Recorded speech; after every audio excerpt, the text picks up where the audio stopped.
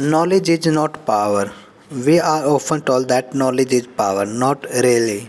Knowledge is information. It is potential power. It becomes power only when it is acted upon. What is the difference between a person who can't read or a person who can but does not read? As Ben Franklin said, not a who wrote. Learning is not like eating. It is not how much we eat that matters, but what really matters is how much we digest. Knowledge is potential power, wisdom is real power.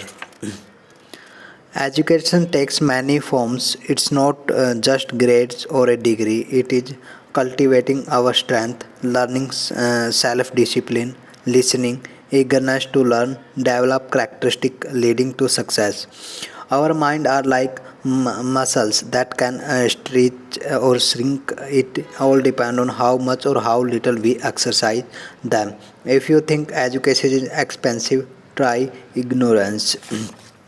You can learn lots of things from this passive friend are often told simple present passive voice is acted upon is plus verb के third form simple present passive voice tense second and also you can learn leading to lead to means किसी चीज़ की तरफ लेके जाना okay